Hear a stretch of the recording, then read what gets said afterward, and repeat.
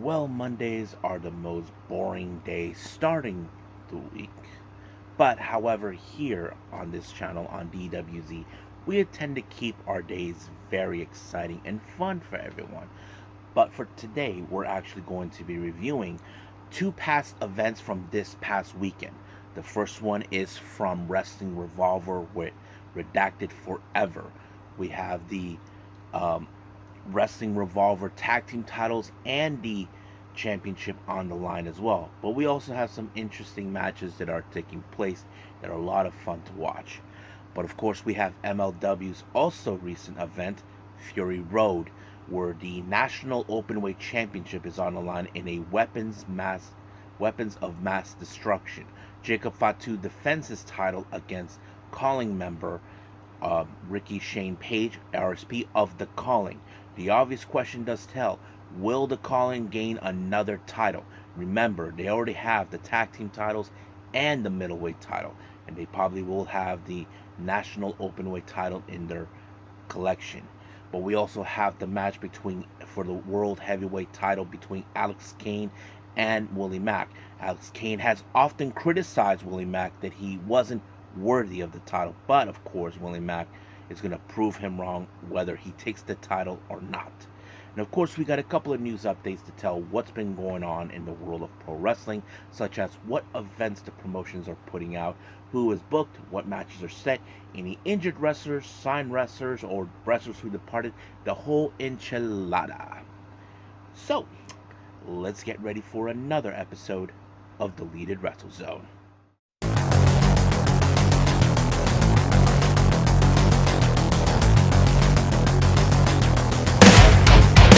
Are you ready? Get up, get up! Get up, get up! Get up, get up! Get up, get up! Get up, get up! Get up, get up!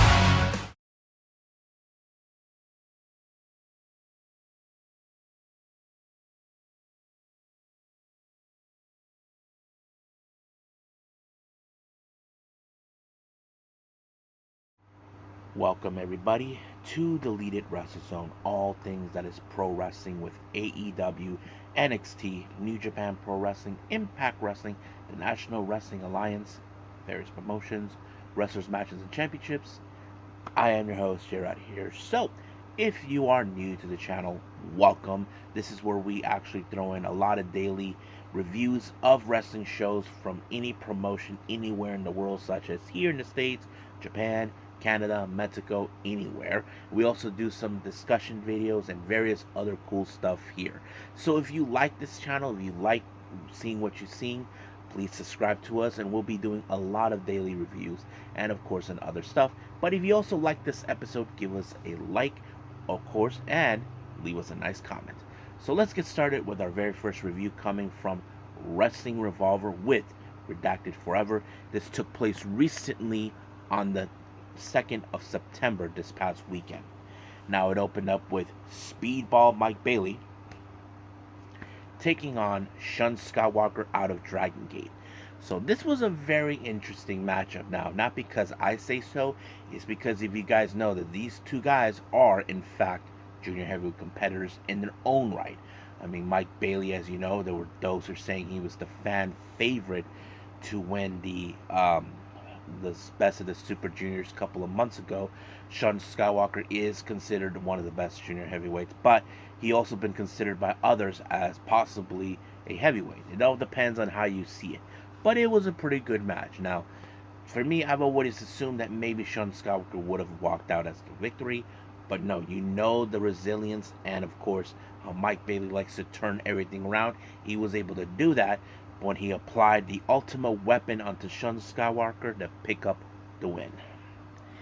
Now, our next match is a first time ever match. Now, these two ladies have never wrestled each other before. I'm pretty sure they have crossed paths in the backstage area.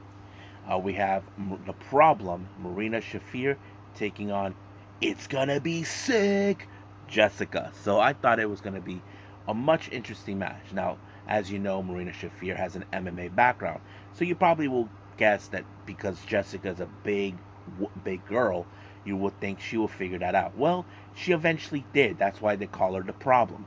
So she figured out to put her in a chokehold, forcing her to tap out. Now, however, as soon as that happened, the referee was trying to get her to remove. She refused to. But Rachel Armstrong, someone who, in fact, Marina Shafir has faced, showed up for a helping hand. But out of the blue, Marina Shafir did not like the idea of someone getting involved in her business. She decided to choke her out. I'm sure Rachel Armstrong is going to get a little measure of revenge if it's possible for her, knowing the fact that things may not go her way. But we'll see. Now, our next match is a four-corner mayhem match. We have Alan Angels versus Crash Jackson versus Zachary Wentz versus Masha Slamovich. Now, there was a moment in this particular match where Crash Jackson had to be carried out. He might have got himself injured. But other than the way I would have assumed that this match would have been falling either with Alan Angels or Masha. Now, Alan Angels felt like he, as you know, is the adopted son because originally he was with Prestige and there was like there's like a bit of a rivalry between both promotions. But I thought he had this match won, but however it was Zachary Wentz who pulled off a neck breaker onto him to pick up the win. So basically Zachary Wentz picked up his first solo win here in this match. Now, these frat boys showed up out of blue. These guys are from Alpha something, college idiots. You probably would have assumed that these guys were going to hold up on the show, being all, we're better than you, that sort of crap. But however, someone from the back had enough of their BS, and that is none other than ECW original Tommy Dreamer. He actually took matters in his own hands. So he ended up later on in a match, an Extremes Rules match against Damian Chambers, a guy that nobody likes because the guy was in the beginning complaining because nobody booked him, especially the owner and promoter himself, Sami Callihan. But you probably would have assumed, if you're an ECW fan, you probably would say Tommy Dreamer has it in his back. Well, you all would have thought so too, but apparently Damian Chambers low-blowed Tommy Dreamer, and then he rolled him up 1, 2, 3. But however, Damian Chambers thinks that he can show disrespect to a guy like Tommy Dreamer. Well, he got messed up because he got cheese grade right on the nuts. So basically, he paid it. But Tommy Dreamer put out a really good promo. He did inform people that this coming Sunday, this Friday on Victory Road, could be his last match because he put his career on the line against Kenny King for his digital media title. But, he also said that he sees how good Damian Chamber is, but he will not get his respect until he earned it. So that's how he goes. Now, this next match is a real fun one. We have a three-way match. We have Matthew Palmer, the Monster Hunter, taking on everyone's favorite dad, Dan the Dad, and of course, Breeze, or as you know him, Tyler Breeze. Now, this is what happened. Apparently, Matthew Palmer comes out feeling like he was outstaged by Breeze. So he goes to the back and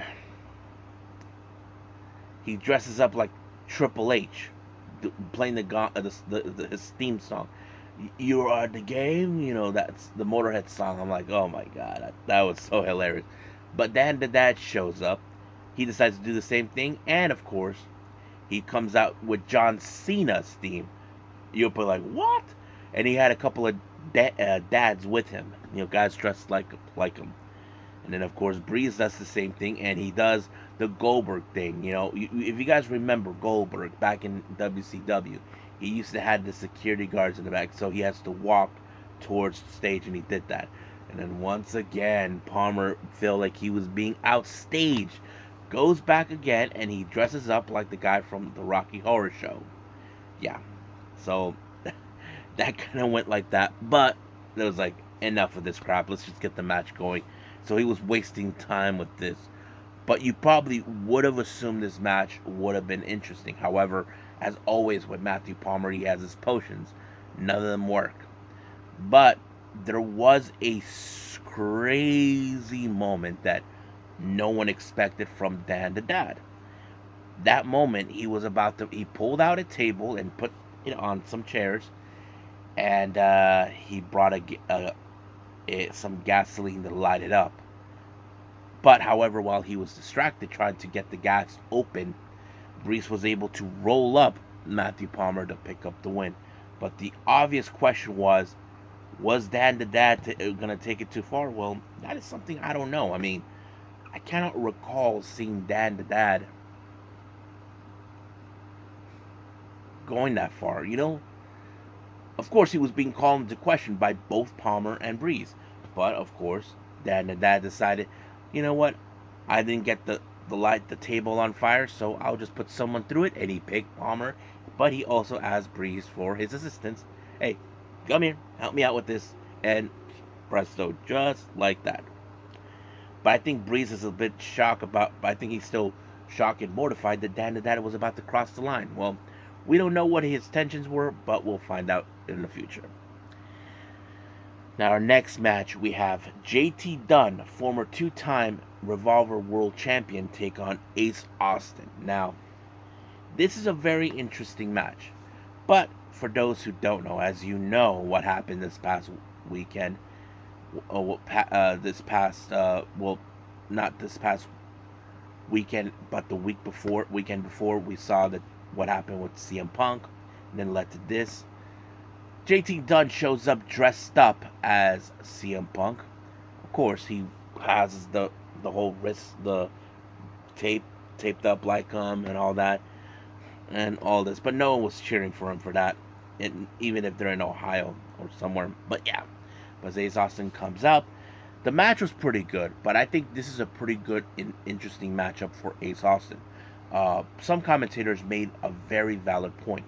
If Ace Austin defeats GT Dunn, then he could be a potential conversation for a shot of the Revolver World title. That is a good conversation. He could go out and say, hey, I defeated your two-time Revolver World Champion. That means I get a shot.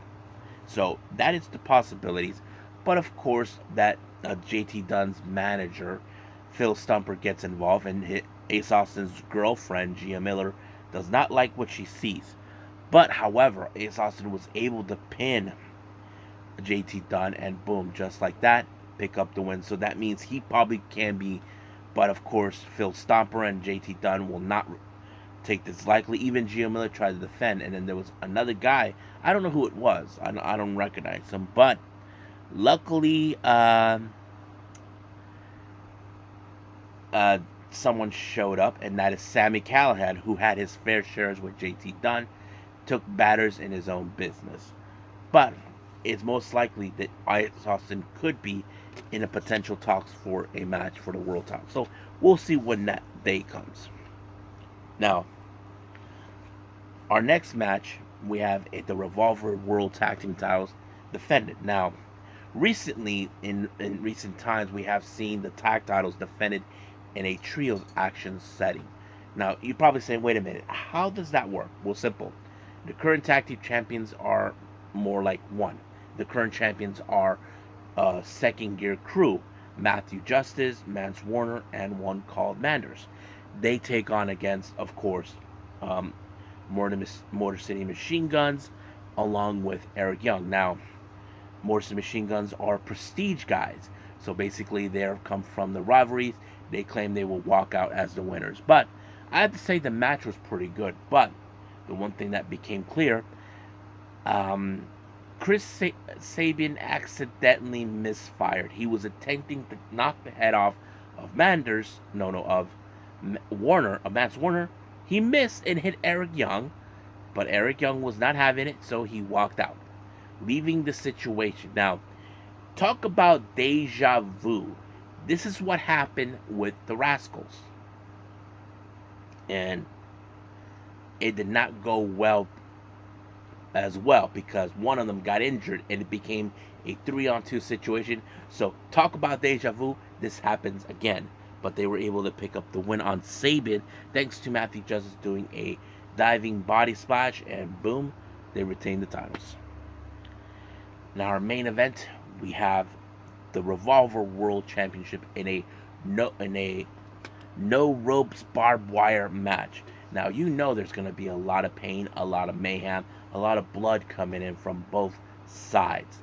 Now this is a match where, of course, Alex Colon, who took some time off, and he felt betrayed by those around him, like the promoters, the fans, anybody who was close to him. He faces Jake Chris, who is known as the Firestarter. I have to say, Jake Chris put himself through a tremendous amount of tests because Alex Colon is known as the Blood Fighter. You know why. But one thing that was insane is, of course, um, Bar- um, Jake Chris put Alex Colon in a sharpshooter, but using the barbed wires as leverage to put more pain into him. And of course, Alex Colon has no other choice but to tap. But as soon as the match was over, Jay Chris did a promo. But however, Sam McCallum had other plans for Jay Chris. One that is crucial. Now, if you guys know this, if you remember, I mentioned there's a bit of a rivalry between both Wrestling Revolver and Prestige Wrestling. Um, Basically, that's what's been going on. So, however, so he decided that there's going to be how do I say this, winner take all match. So Jay Chris will defend his title, but he will face Alex Shelley for the Revolver Remix title. So winner takes all. So that's going to be an interesting match to happen. That will be in the season finale. That's in December. So Sammy Callan thought this will be a perfect moment to reclaim that their property that is now in Prestige hands. So we'll see how that rolls up. So I think that's pretty much it for Wrestling Revolver. So let's move on right now with our final review, MLW.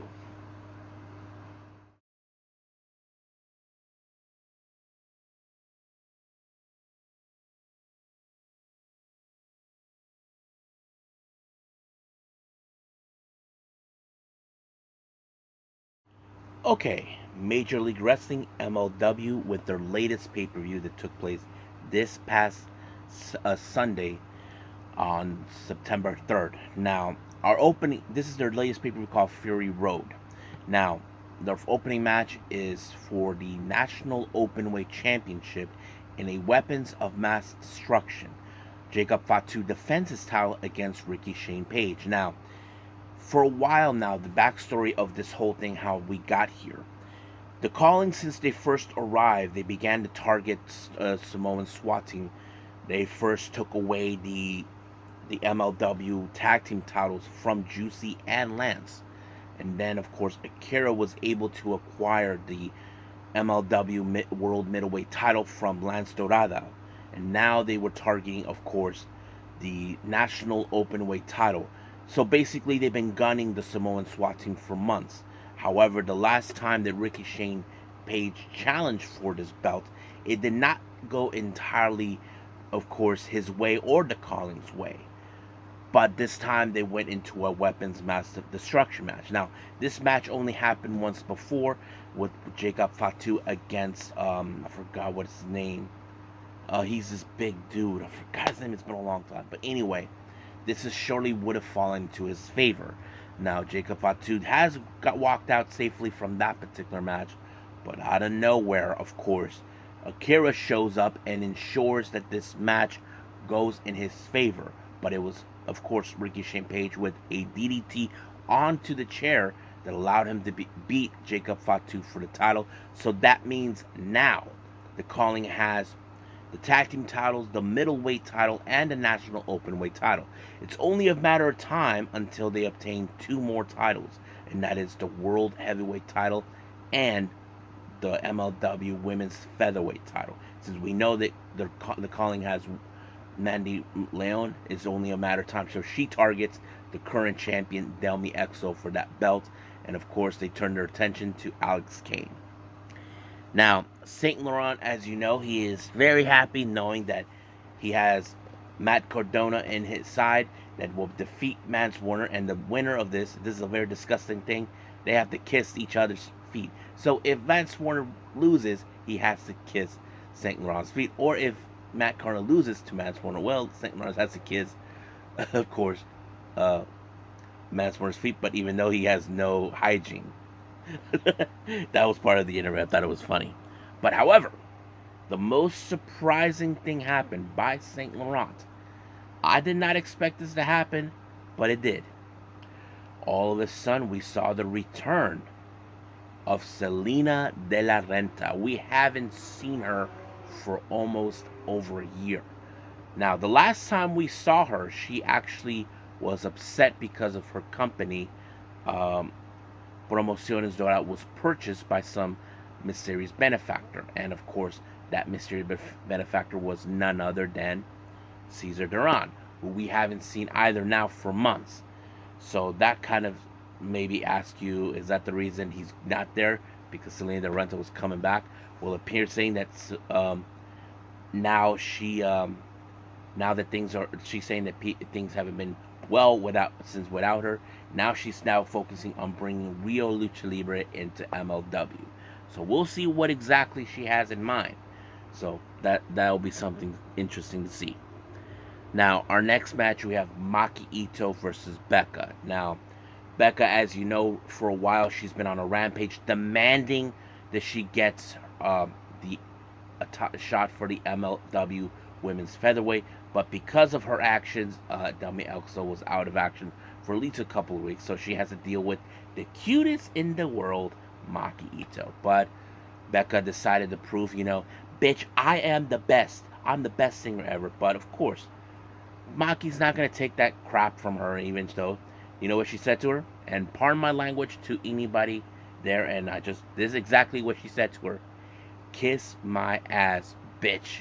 So, basically, we all know what that means. So, but Becca was not going to tolerate her regardless. But somehow, she was able to overturn it and then apply the 450, defeating Maki Ito.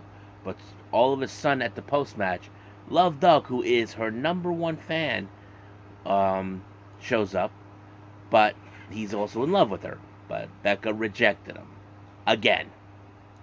So Love Doug has to think, dude, she's not gonna accept you. So move on from it.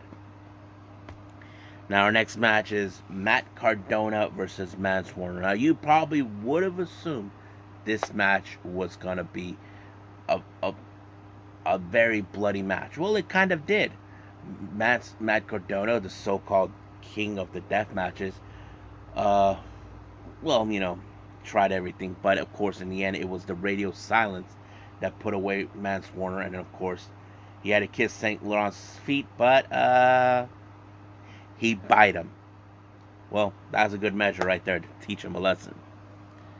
Now our next match, we have the debut of Ichiban. Yes, Ichiban. If you guys don't know what that means number one.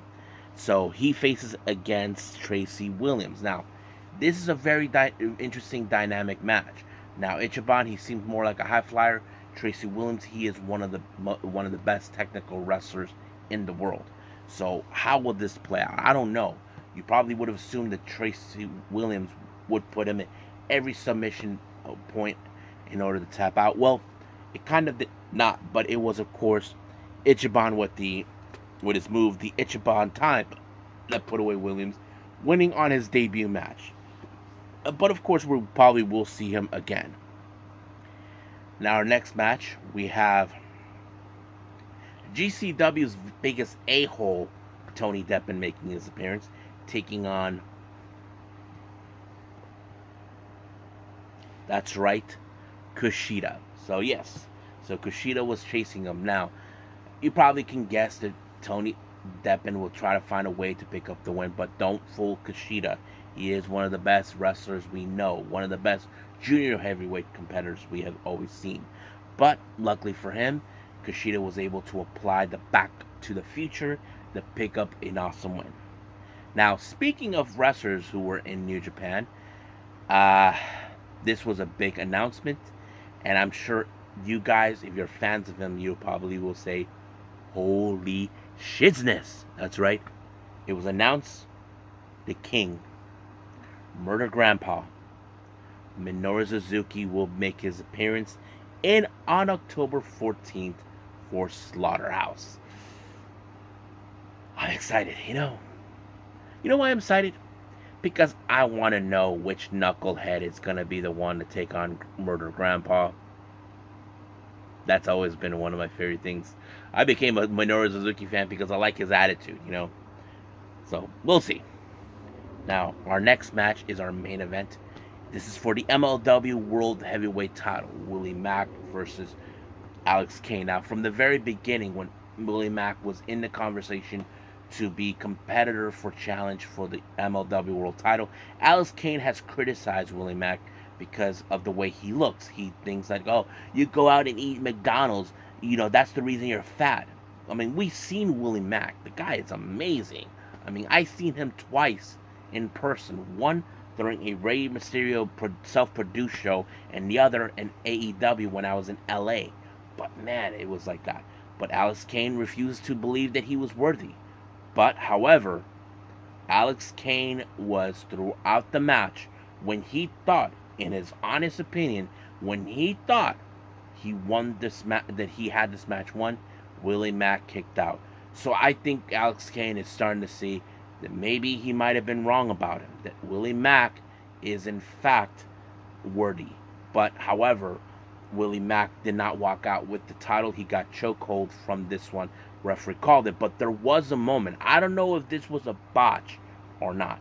There was a moment where, of course, when we see the referee to hold the hand, if they just drop it, if they drop it 3 times, the third one, the ref did not see that he went in that his hand was like right here and it did not hit just like that. He just turned around immediately and called for the bell. Many fans saw that. I'm sure that was a botch, but of course, Alex Kane was realizing his mistake, and of course, I don't know if he offered him to join Bumaye Foot Club, but of course, I'm not sure. But of course, he did say the Bumaye words as well. But sooner or later, like I said, there is the only threat that I think Alex Kane needs to deal with when the time comes, retaining the title, is the calling. As you know, the calling has been collecting the belts. So we'll see when that day comes.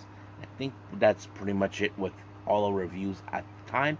So let's move on to news updates.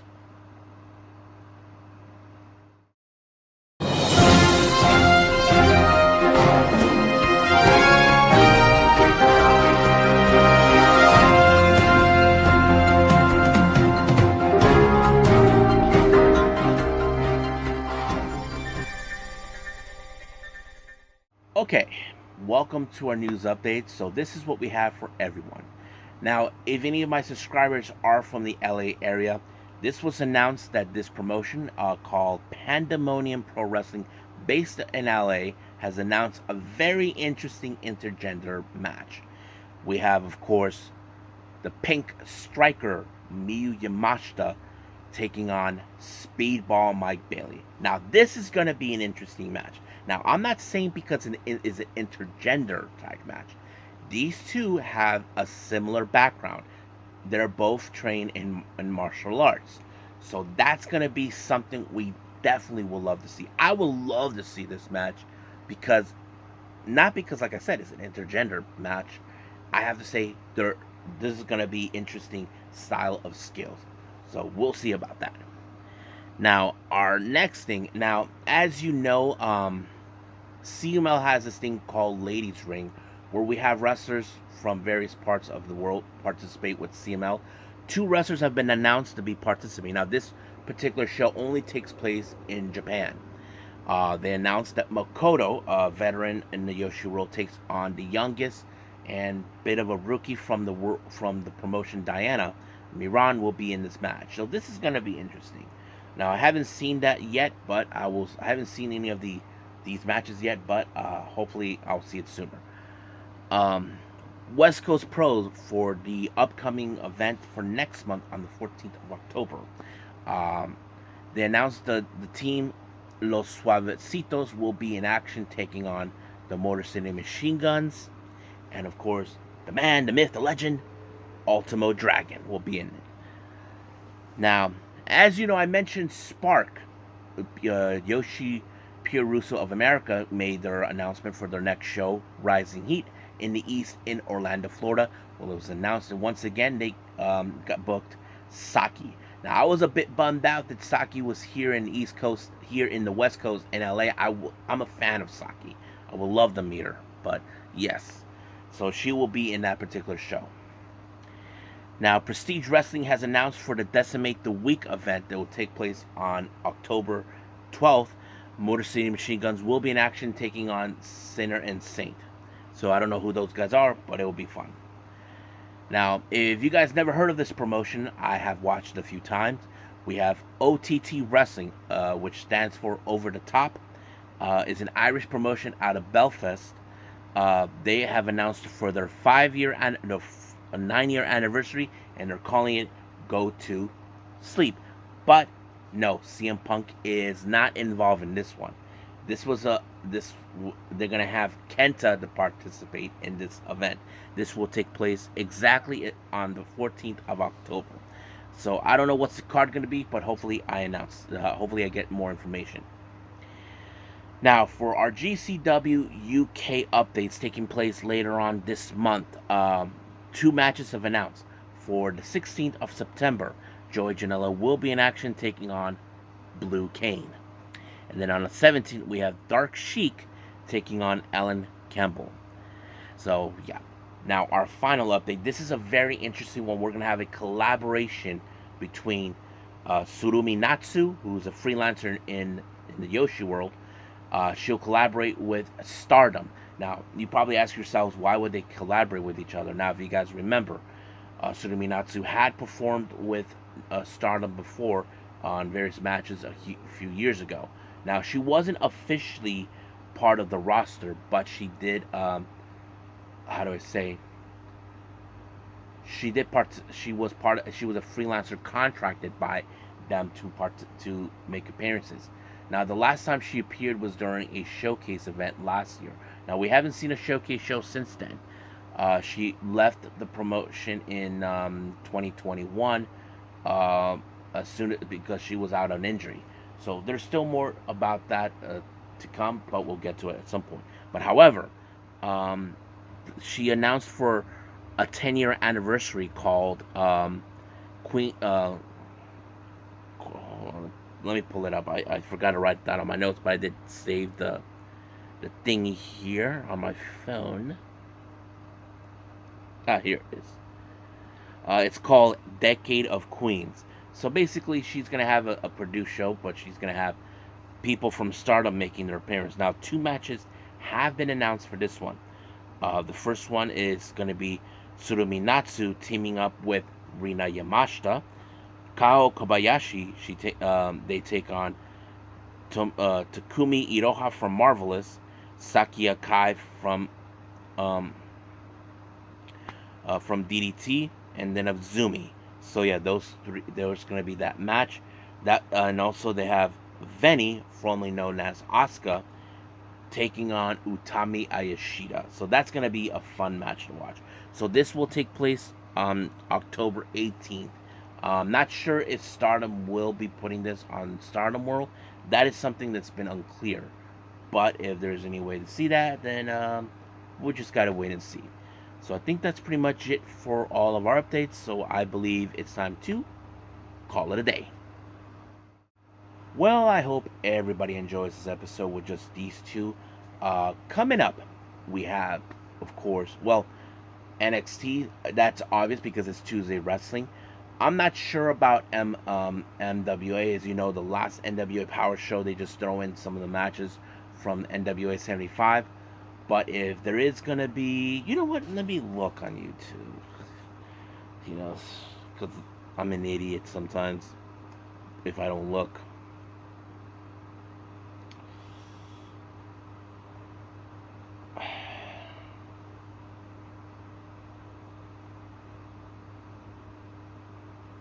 Well, they haven't posted anything on that, but we'll see. They normally keep it online, but, we'll find out. If there's nothing, then I'll see what happens after that. So if there isn't anything, but I am considering throwing Pro Wrestling Noah. As you know, we are already done with the N1 Victory show, Victory Tournament, so we already have a winner, so I will skip day 7 and day 8, because there's no point to it now. But if we just go through this, then we'll see. So I'll be doing NXT and Pro Wrestling No. But if there isn't NWA Power, then I'll do that as well. But for now, we'll just leave it as that at the moment. So until then, I'll see you guys in the next DWZ time. Same DWZ channel. I must bid all of you adieu. So, goodbye.